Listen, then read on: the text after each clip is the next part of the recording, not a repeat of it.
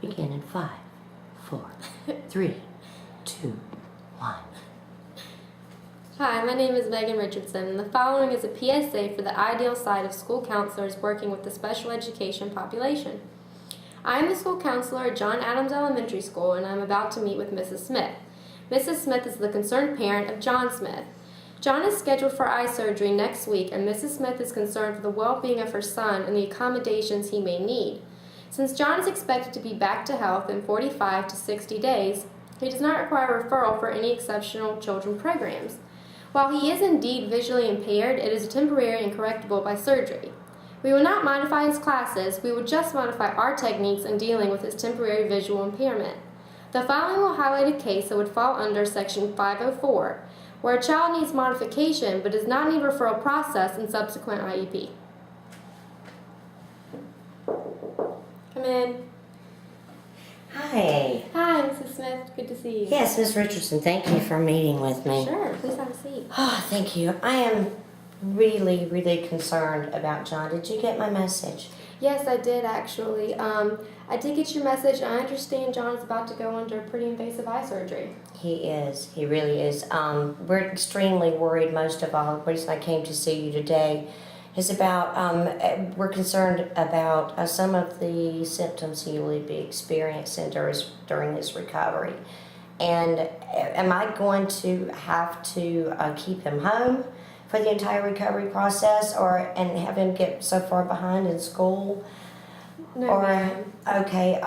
Well, first of all, his vision is going to be quite impaired during his time of recovery. The doctor said he will definitely not be able to read for at least a month or more.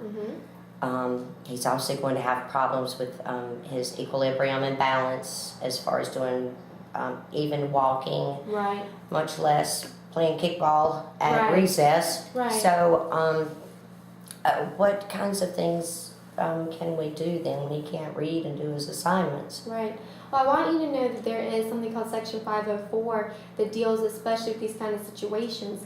Clearly, I know his IQ has not been affected. He's still a really bright young man, and it's just going to be a temporary thing. And we're going to do everything we can to make every modification possible so he can continue living a normal, healthy life.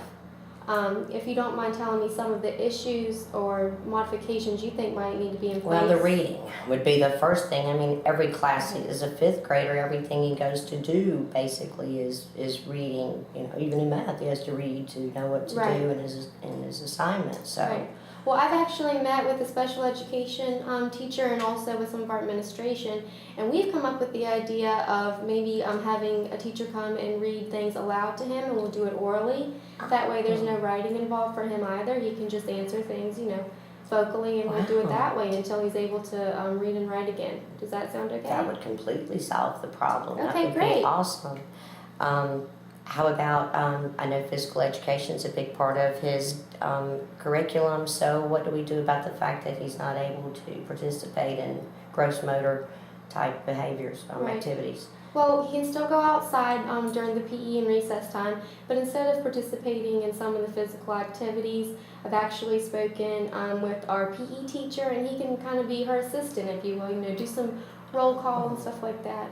Okay, maybe some planning. Yeah, just try and help out any way that he can. But I totally understand that he clearly won't be able to participate in things such as kickball, as you mentioned. But that's going to be okay. He's not going to be penalized at all for that. Okay, great. Headaches.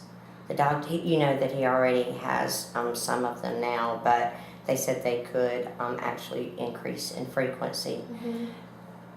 But really, it only takes a few minutes for him to recover. They're very intense, though, so he can't really take any light or sound at the time. He has to pull him away and put him in a dark, quiet place to recover.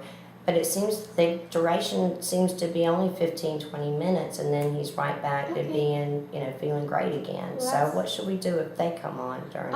Actually, we can work with our nurses in our nurses station. We have a quiet room with a cot and a pillow, a safe place for him to go lie down until he starts feeling better. And all of his teachers would understand this ahead of time. He won't get in trouble. Everybody will already go ahead and set up things in place so that he won't be, like I said, he won't be penalized. all he'll have to do is raise his hand and express that he's starting to feel a headache, and they'll immediately know what to do. Okay, he's going to have medications, some of which will need to be given, the dosage will need to be given during the day. Right. Again, something that we can work with our nurses for, and we can totally take care of that. They can administer that to him, and that'll be fine. Ms. Richardson, you've just been amazing help. Thank you so much. I was really concerned, and so is John. He was really worried about having to miss school during Absolutely. this time. So thank you so very much, and I'll keep you posted as to how he's doing. And if any other problems, Please God do. forbid, should arise. Please do. Always feel free to call me. Okay, thank you so much. Thank you. It have been a great help. Thank Thanks, you. Mrs. Smith. Have a great day. You too.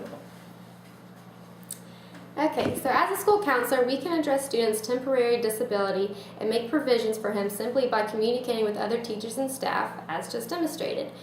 We could talk to the nurses, our special education, our administration. This can be a collective effort that we can all come together. In this case, the referral process and formalities thereof are unnecessary. In this case, we can keep the student in his regular academic environment and just make some temporary modifications. I hope you enjoyed.